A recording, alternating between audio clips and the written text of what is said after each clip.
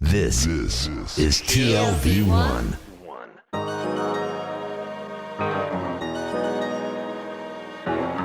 The Tel Aviv Review.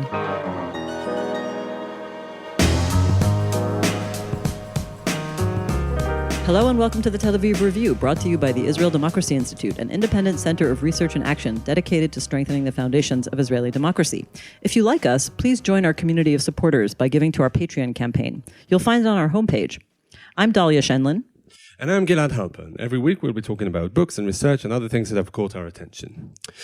Today we're reporting from Jerusalem, and our guest is visiting from England, where he has earned himself a bit of a controversial reputation. Matthew Goodwin is a professor of politics at the University of Kent. Since 2008, he has been the co-editor of the Routledge book series on extremism and democracy. Between 2011 and 2015, he served as a member of the UK government's working group on anti-Muslim hatred. He is the author of 6 books, including the one we'll be discussing today. It's called National Populism, The Revolt Against Liberal Democracy, co-authored with Roger Eatwell and published by Penguin Pelican in 2018. Matthew Goodwin, hello and welcome to the Tel Aviv Review. Thanks for having me. So we're talking about a phenomenon that is really contemporary. How is national populism different from similar trends that we saw in the 20th century, most notably the 1930s? The first thing to say is, so national populism is certainly recent, but it isn't extremely recent, in that the current wave of national populism that we see in Europe and the US, personally, the argument that we put forward is that is rooted in structural changes that really kicked in the 1980s, 1990s, and which really paved the way for the movements that we see in Italy and Germany and in the UK and the US. But also that even before that, there is a long populist tradition, obviously, that runs through the history of democracy, and that as long as we've had democracy, we've always had populism as a political style, as an ideology in its own right. I think the difference between the interwar period, particularly in Europe, and what we're seeing now, is that many of these movements have been tamed by democracy. They are not revolutionary in the way that, say, interwar fascism was.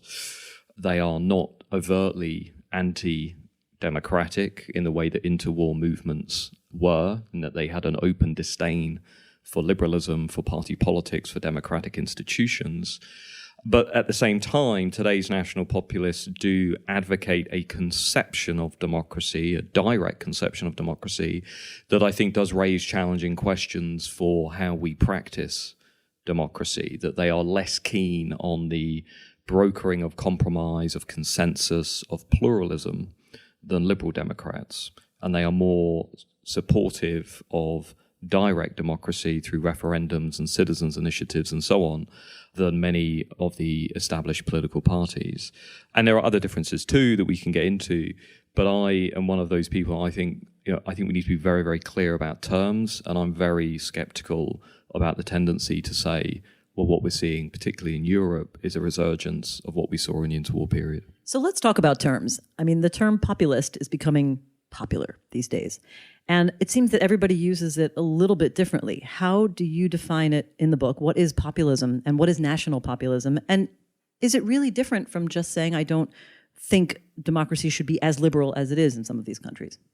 Is it just a new form of conservatism? So that's a really interesting question. I think in terms of definition, so we've had a debate raging pretty much since the late 80s about how to define these parties. And the earlier studies tended to use fascism, far right, extreme right. And I think it's fair to say that most scholars who are working on the topic today would use radical right, would use populist radical right or radical right-wing populism, largely to differentiate parties like, for example, Matteo Salvini's Lega from the more extreme parties like Golden Dawn in Greece or Casa Pound in Italy or the National Democratic Party in Germany, which, I would argue those parties are neo-Nazi, neo-fascist.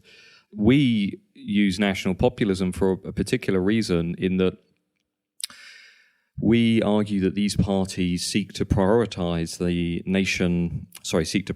culture and the interests of the nation, and they seek to give voice to a people who feel that they've been neglected or held in contempt by distant and often self-serving elites.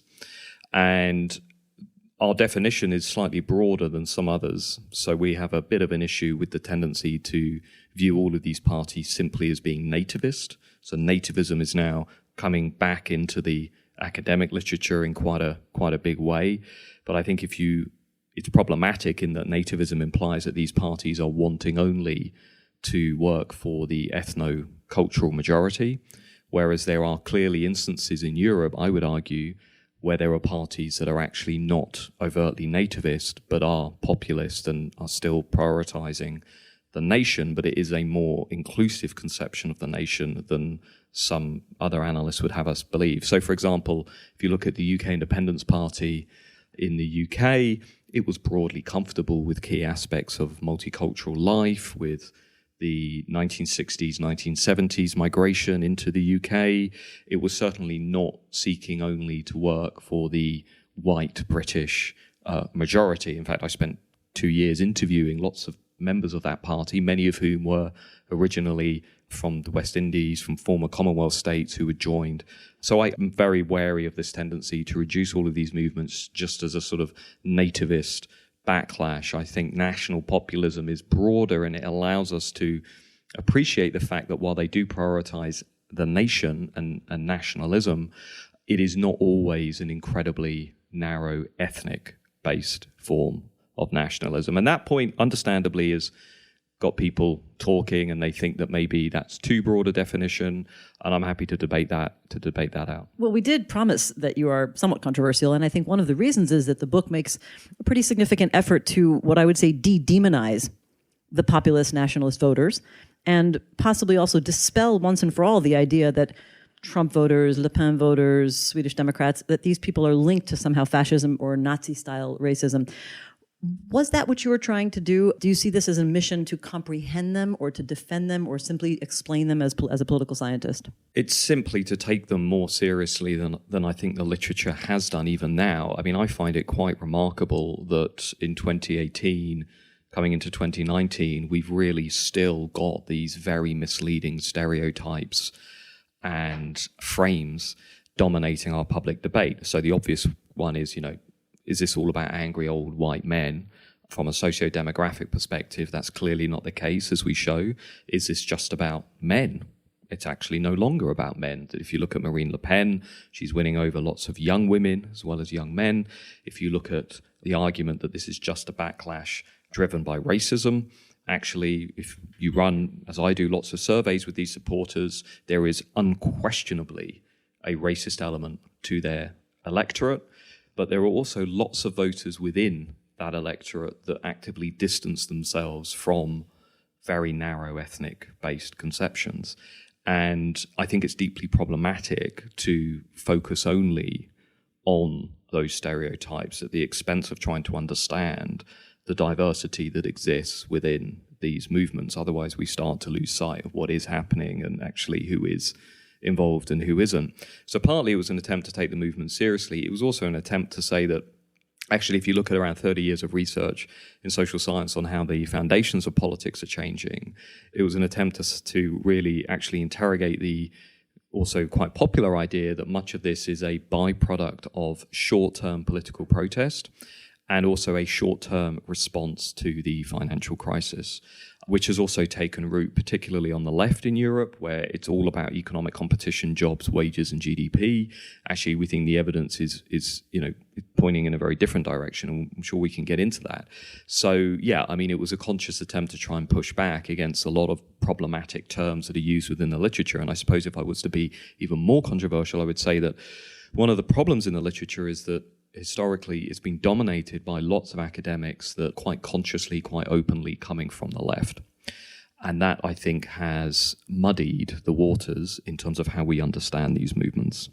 And that's, we're not coming from the right, but we're not very we wouldn't self-identify openly as being socialists and social democrats as many of our counterparts, I think, would. And I think that is partly what's held the literature back in that we've had an overtly political element to the research agenda. I don't want to digress too much, but this is a big issue. Let's get can you into really it. claim that you are more objective than your colleagues before you? Or maybe they're just being honest, whereas you have surely some political leaning and it's simply you're not being open about it? What would you say to that critique that it's impossible to be objective?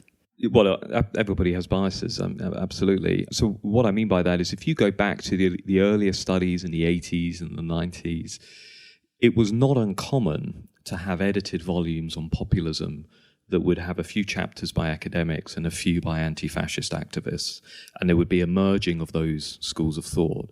And I would argue that some of those writers were more interested in advancing a particular political view of these movements than they were in doing what social scientists must always do, which is start from the evidence and engage in evidence-led research, not to start from the point of view of having a normative frame and then working around that.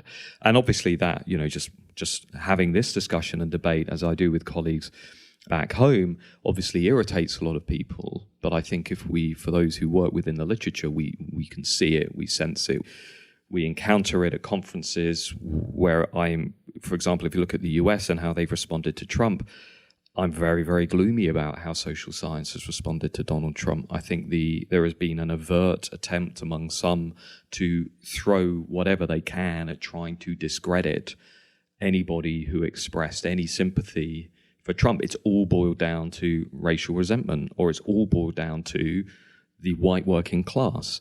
And actually, again, within that electorate, you then completely lose sight of the diversity that exists, the affluence, in some cases, high levels of education, in some cases, pretty high levels of openness and tolerance towards particular groups.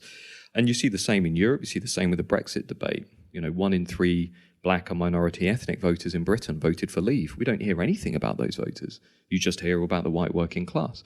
And I think, therefore, we're losing the ability to map the tapestry that underpins national populism. So if it's not the credit crunch entirely, and if it's not just angry white middle-aged men entirely, what really are the root factors for this? And why did it start only in the late 80s and early 90s? What was it about that moment in time that set this process in motion?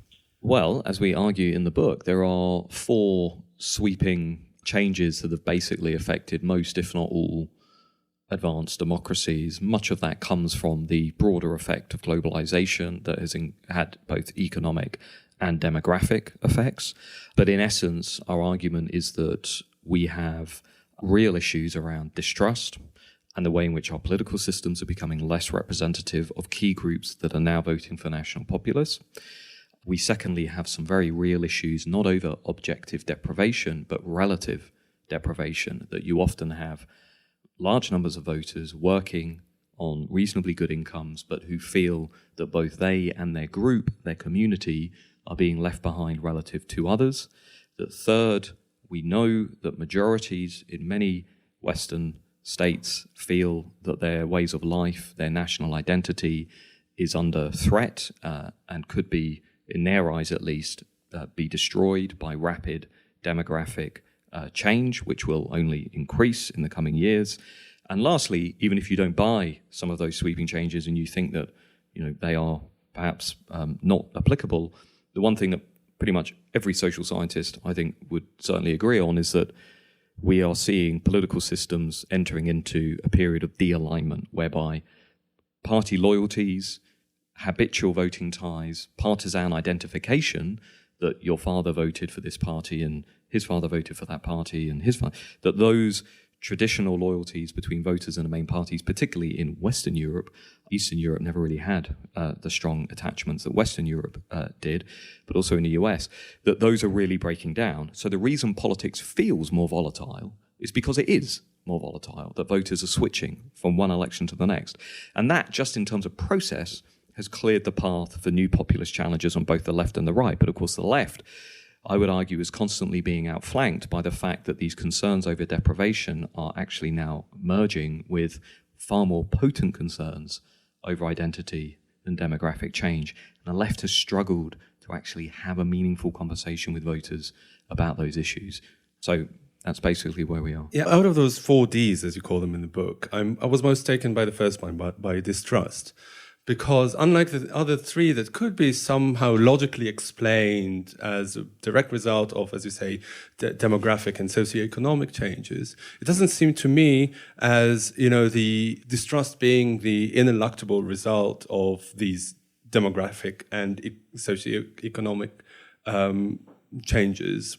Why? Can you elaborate a bit on that? What made way for the mainstream political system to discredit itself to the extent that we see now? There's always been a tradition of elite skepticism towards the masses that goes back as far as we've had political organization. Plato onwards pointed to the tendency to try and marginalize the masses. We've always had that tradition throughout the history of democratic thought. But what's different today, in particular, I would argue, in the post-war period, is that our political representatives have increasingly become less representative of their populations at large. That's not just about income, it's also about education. That if you look at the US Congress, the House of Commons, Angela Merkel's cabinet, Macron's cabinet, we are talking about highly educated elites. And whereas Plato talked about a meritocratic elite or the rise of a new sort of generation of philosopher kings, today, I think we are seeing actually the rise of a new elite, but it has got MAs, it's got PhDs. Why does that matter? Because our elites are far more socially liberal than many of the voters that they're representing. And that is, I would suggest, producing quite a sharp tension between voters and their representatives on identity issues like migration, like Islam, like integration, that are becoming far more salient to our national conversations. As other academics, Laura McLaren, for example, has shown as well, as those concerns over demographic change kicked in and voters felt that they weren't being listened to and they weren't being responded to, overall levels of trust began to fall in the entire political system.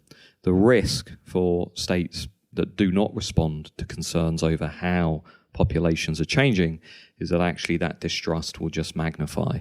And I would argue we're seeing that within the EU, within the US at the moment. Well, you've raised this several times now, the issue of education, and you're arguing that one of the reasons for this distrust is the gap between these elites who are highly educated and the population which maybe is less educated and sees those cultural issues differently. But we also have observed, and you point out in the book, that, for example, one of the major demographic divides among Americans who voted Trump or not, especially among whites, was their level of education. And that the more educated they were, the less likely they were to vote for Trump.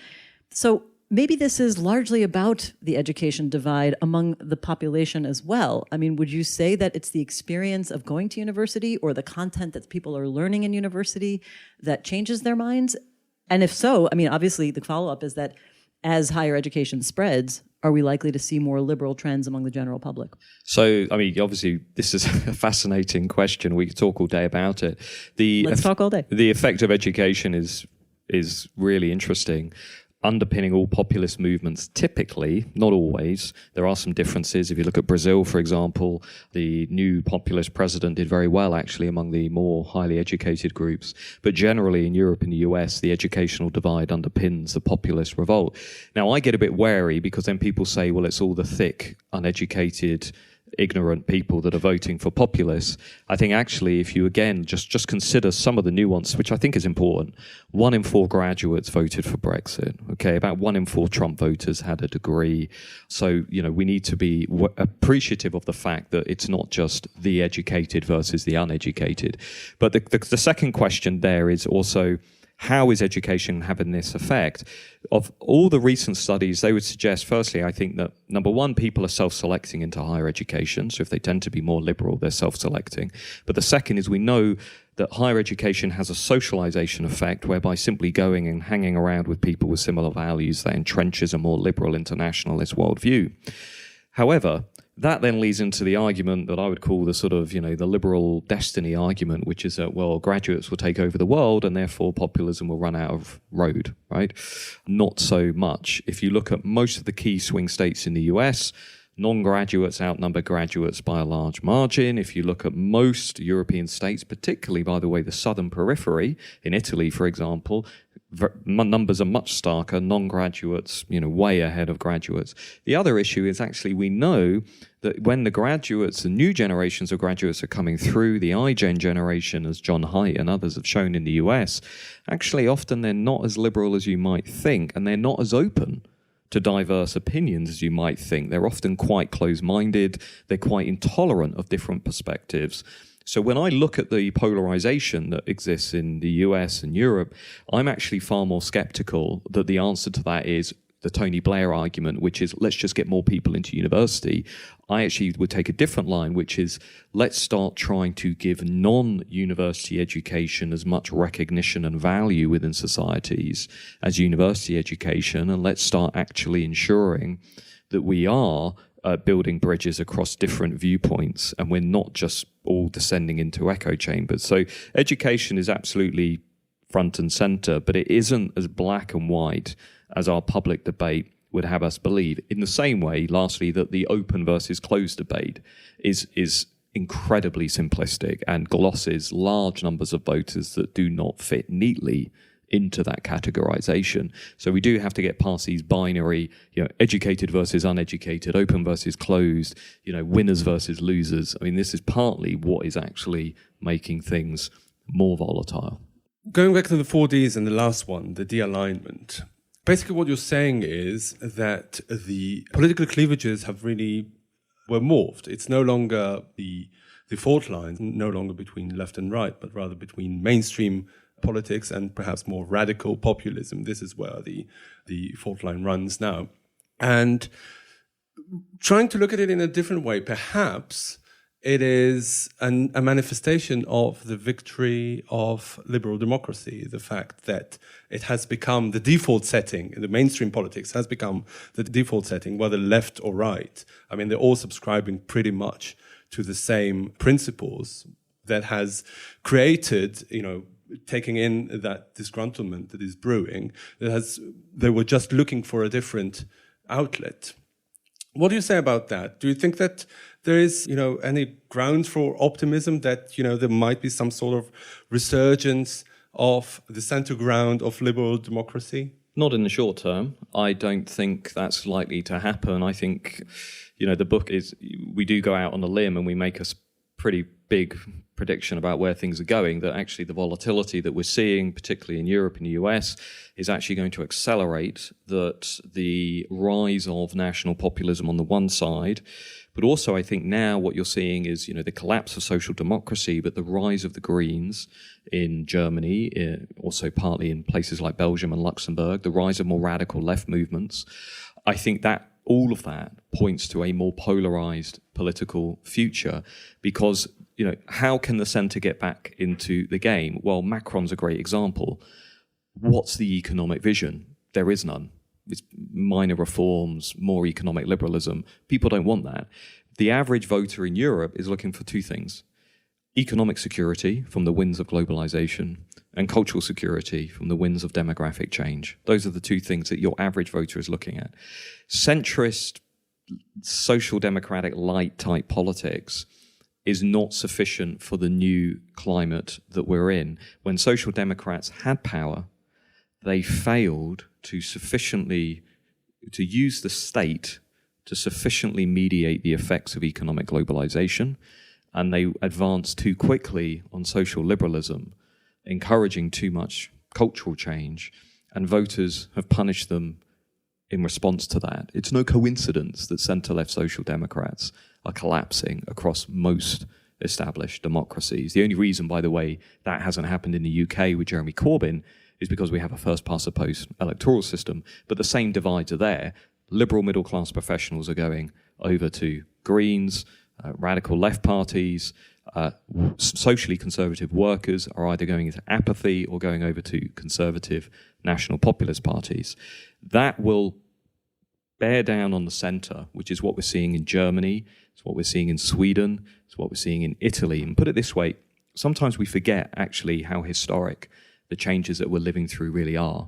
And what we are seeing, particularly again in Europe, is truly historic political change. If you'd said to me 5 years ago that we would have inexperienced populists running Italy, we'd have the Alternative for Germany or a party like that in every state parliament with 90 seats in the Bundestag, that we would have Sweden giving 18% of the vote to populists, that we'd have Spain now witnessing a populist breakthrough, that we would have Britain voting for Brexit, that we'd have the Austrian Freedom Party back in government, or that we'd have Donald Trump in the White House, I would have laughed you out of the room. And I'm somebody that studies populism. That's how quickly the political change is unfolding. But that is not to say, contrary to some writers who have recently made bold claims about democracy, is that people are not giving up on democracy, right? So this, again, is a slightly provocative point. Democracy has won, right? What I mean by that is if you look at every major academic survey, world value survey, European social survey, you name it, support for democracy, people saying, I want to live in a democracy, I value a democracy, is basically somewhere around 88 to 95%-ish, okay? If you said to me after a global financial crisis, Great Recession, sovereign debt crisis, refugee crisis, return of Islamist terrorism in Europe, collapse of the center ground, all of this volatility, the rise of populism, all this stuff, inequality, you name it, that actually even after all of that, we'd see those numbers. I'd say I'd take those numbers, right? But what we're seeing is a battle over the conception of democracy. Are we going to have a liberal conception, or are we going to have a direct conception? Yeah, I mean, and this also sort of is predicated, your point is predicated on the idea that people are not somehow redefining democracy, or that you are not defining what they are striving for as something possibly authoritarian or partially authoritarian. You're making a clear statement, I think, in the book, that these national populist movements are not heading towards an authoritarian approach. However, I think some would argue with that and say, sure, people can declare, as a pollster, I can say this with some credibility, that people can declare their support for democracy or certain things and simply mean something very different by it, as you say, but maybe even beyond illiberal. Illiberal may be a bit anodyne for where some of these people are actually going. Well, there are examples of illiberal politics. I mean, Hungary's Fidesz movement and how it's navigating civil society in particular and higher education, which is worrying in terms of the pluralist centre being marginalised, is an example that needs to be watched incredibly closely. But I do not, and I should also add that these parties are affecting change in terms of policies. We've had a number of studies showing that they are dragging political systems over to the right on issues like migration and integration. So tougher borders, more restrictive immigration but also policies. Undermining rule of law, the independence of the judiciary and the system the issue of the judiciary is certainly more relevant, and I'm not for a second downplaying that. But what I would suggest that we are not seeing, even if you throw in social desirability bias and voters, saying one thing, perhaps harbouring another, is that the parties that have been most extreme, most anti-democratic, most virulent in their nationalism have actually often been the least successful political movements. Golden Dawn is a great example. You throw a major economic meltdown at Greece, and it's not actually been able to cut through in a major way. So I'm very wary of the argument that actually what we're seeing are people, particularly young people, by the way, giving up on democracy. But we are seeing lots of people say, I want to have a much greater influence over the decisions that are affecting our daily lives as decisions go up to that supranational level. And people do feel, and I think there's a legitimate criticism here, people do feel that the chains of accountability have become too complex, the institutions have become too distant, and they're not entirely sure who is responsive and who is not. Is it surprising that the Italians have ended up voting for Five Star and Salvini, given the recent experience of technocratic, non-elected governments within their national democracy? That is not surprising. There's insufficient reflection, I would argue, on the part of liberal Democrats about why people are backlashing against liberal democracy, why they are turning toward direct conceptions of democracy. Because, to be blunt, I say we loosely, but we have got a lot wrong over the last 20 years. I don't hear many people reflecting on that. Isn't there a chance that they've got it all wrong as well? That, part of the success derives from the fact that they're new and inexperienced, and, that's their attraction, but it's also their greatest disadvantage, because at some point they will be unable to deliver all these promises that they make. Brexit is one good example. I mean, Brexit passed, was supported by a majority of the British public, but it's really unclear whether it's going to if it's going to happen at all. Isn't there a chance that at some point they will just discredit themselves, just like, even to a greater extent than what the mainstream politicians have done to themselves? I think it's possible. I don't think it's likely. I think partly the vote that is driving those movements forward is rooted in a sense that people want somebody at the table who is at least claiming to speak for the people. Now, that is not a transactional economic cost-benefit vote. So the classic mistake that Remainers made in the Brexit debate was trying to win the argument by saying, well, this is about how much money you have in your wallet, or this is about national GDP. Well, we've had 30 years of research now in the social sciences showing that actually when people are assessing how they vote, it is often more to do not with individual self-interest, but sociotropic concerns about the nation, about community, about identity, about values, about belonging. And Remain had very little to say to that. Hillary Clinton had very little to say to that. Social democracy in Europe had very little to say to that, because there is part on a strain, I think, now within today's left that is more interested in cultural differentiation than economic solidarity. And that is really problematic in terms of countering populism. It doesn't matter if Trump doesn't bring back jobs to the Rust Belt. It doesn't matter if Brexit doesn't revive coastal communities, or Salvini doesn't get all the refugees to stop coming to Italy. It doesn't matter. This is an expressive vote, right? It's about a sense among voters. And I've sat in enough focus groups with voters over the years to see this firsthand, that it is a sense that actually there is a movement that is instinctively on my side, and I'm going to give them a free pass if they don't deliver in policy terms, because they're just better than the other guys. And that's really difficult to respond to because it's diffuse and it's instinctive. And my criticism, and I include myself in it, my criticism of liberals in general is they're too individualistic. They are too obsessed with rational choice. This is all about economic cost benefits. And they are so transactional in how they think about voting and politics. And they completely underestimate the ongoing potency and power of group identity.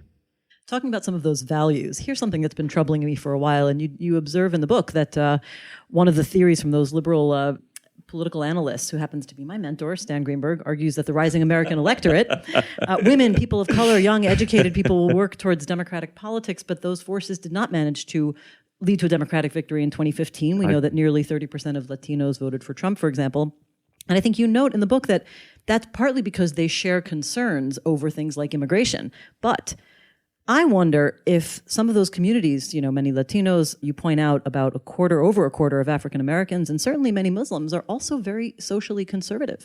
And I wonder, in the future, as those communities become more empowered and secure in their place in America or in the UK, will we see them voting for more conservative parties simply because they are more socially conservative and they are not as organically supportive of LGBT and gender equality and the other kind of socially liberal attitudes that we see among the parties that are assuming they're going to get these minorities' support?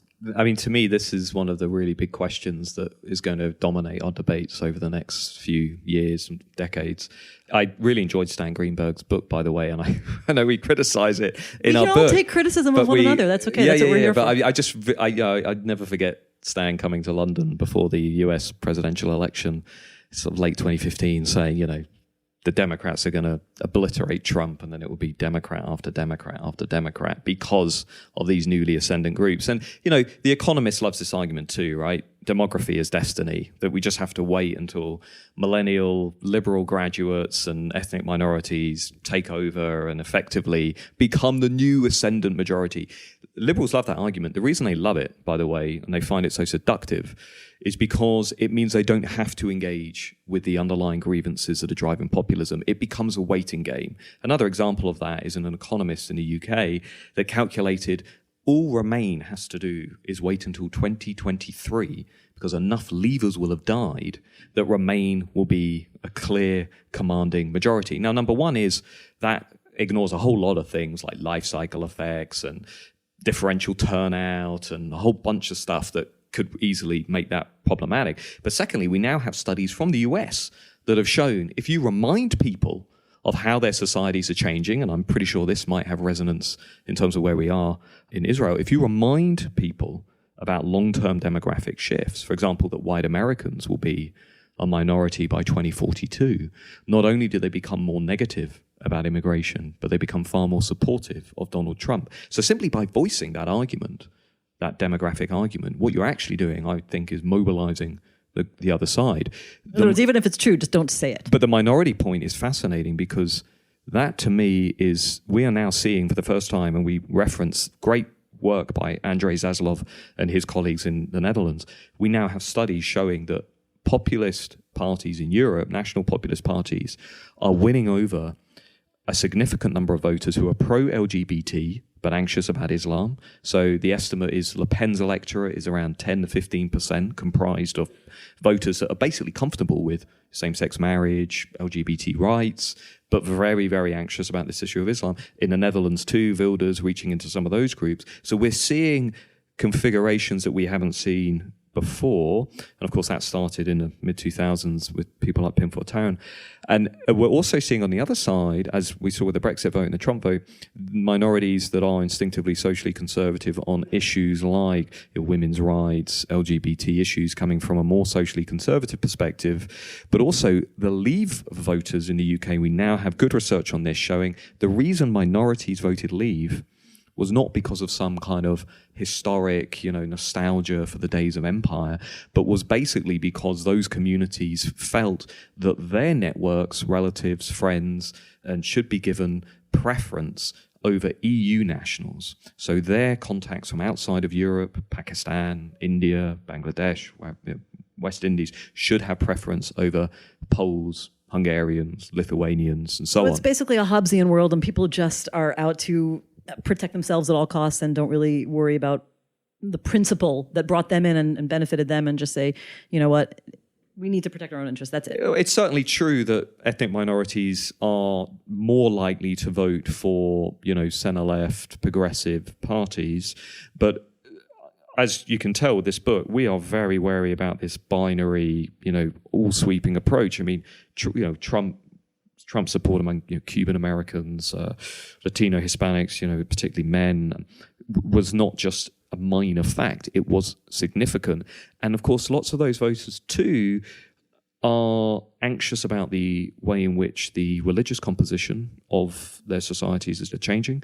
And I think they're anxious too about the offer that comes with liberalism that at times can look very vacuous and meaningless, and there's no kind of sense of unity in general. And so the question is, how can they get back in the game? How can the kind of moderate middle, sort of centre-left parties get back in the game?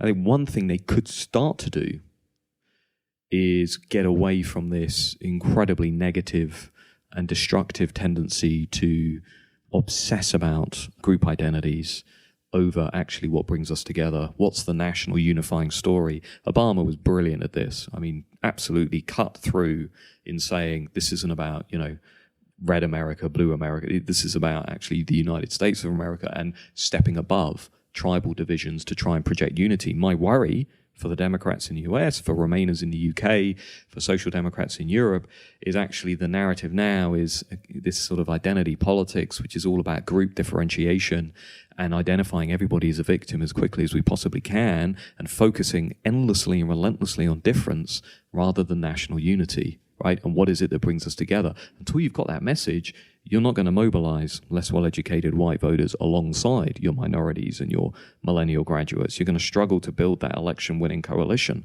And the Democrats, I'm interested in your views. Where do the Democrats go in 2020? How would you take on Trump? Because at the moment, I don't see anything that's particularly convincing. Well, before I reveal that secret to you, we're going to have to wrap up, but we have to ask you an inevitable question. Why did you eat your own book? Now, for people who think that I might actually have just made a joke, I did not make a joke. You did, because you were wrong about something about the relation to British politics. Let me Only a little not bit focus wrong. on that, a little bit wrong.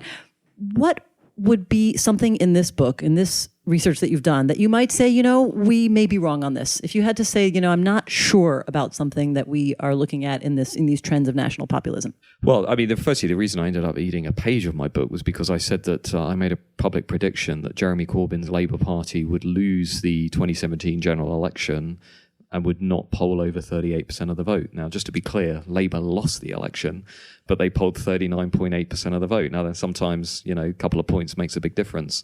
So I ended up on television eating part of my book. But anyway, the issue about, where could we be wrong? Well, the big issue is maybe we're underestimating the capacity of anti-populists, of social democrats to get back in the game. Maybe we are underestimating the ability of mainstream established parties to revitalize their ideological projects. I don't think we are wrong. I think if you look at what's happening to those movements, and you speak to as many people, I'm sure, as I do, and you have them here, and you have these interesting debates at the Institute and so on, and I am constantly having these discussions, leaving rooms thinking, what's the new idea? What's the new compelling vision for where this movement is taking us? How's it going to meet voters' concerns? And I think the million-dollar questions are what I like to ask people that are trying to figure out, how do you counter populism? I think a useful starting question, which everybody hates, is what are you willing to concede? I hate that. So what are you willing to concede? Because if the answer to that question is nothing, then we are heading into a far more polarized society where nobody's going to give any ground. If, on the other hand, you're going to say, well, I'm on the center left and perhaps I'm willing to concede that we didn't quite get it right in terms of migration policy, or we didn't quite get it right in terms of economic redistribution, then actually I accept that we're going to have to come up with 1, 2, 3 new points, perhaps give a little bit of ground in the short term in order to stay relevant over the longer term. And I think that's a more interesting conversation for people to have. Now, usually at that point, everyone says, Goodwin, you're saying we should become like the populists. Well, no, it's not what we're saying. You can adapt your policies on those issues and be progressive at the same time. The UK, for example, responding to Brexit. What would a good response to the Brexit vote look like? Well, it might look like, what are we going to do about these collapsing coastal communities that voted 70% for Brexit? How are we going to give them inward investment? What institutions are we going to send outside of London and make our society and economy less unequal? What are we going to do with the House of Lords? Why don't we replace it with the Citizens' Assembly? How are we going to reform immigration, perhaps like the Canadians, in a way that's skill-based but also fair and quite progressive? We haven't talked about any of that. It's just basically, get this thing out of the room. I don't like it. Overturn it. Just get it out of my sight. Brexit is a non-starter. That, to me, is not the beginning of a compromise. That is just, let's have a bit more polarization, right? Because neither side, because this is all rooted in these value conflicts, neither side is going to give any ground. And that is actually why I'm more pessimistic than many of my colleagues, because I think actually this is now going to take us into a far more volatile political future, not a resurgence of the mainstream. Yeah, we're going to have to cut you off before you get too pessimistic, but that's Matthew. That's Matthew Goodwin talking about his very recent book, National Populism: The Revolt Against Liberal Democracy, co-authored with Roger Eatwell. Thank you for being on the show. Thank you for having me, and thanks for the wonderful hospitality at the Institute. We'll just say that that you were here for a workshop at the Israel Democracy Institute called Democracies in Crisis and the Rise of Populism, something that is on everyone's mind. With that, I will just say again, thank you to Gizem Ozdemir, our sound engineer, and Itai Shalem, our producer, and to the Israel Democracy Institute, of course, for supporting this series. And now a request. Many or most of you listen to us on the Apple Podcasts app, and we'd like to ask you to please write us a review. Launch the app, select the podcast, go to ratings and review, and then write us some fabulous fan mail. You can support us by going to our website, tlv1.fm/Tel Aviv Review, and subscribing to our Patreon campaign. Scroll all the way down to find the big red button, click it, and support us. We've got gifts for you. Check out our archive. We have almost 500 interviews. Please like us on Facebook. Our page is called the Tel Aviv Review Podcast, Ideas from Israel, and follow us on Twitter. Join us again next week for another edition of the Tel Aviv Review. And until then, goodbye.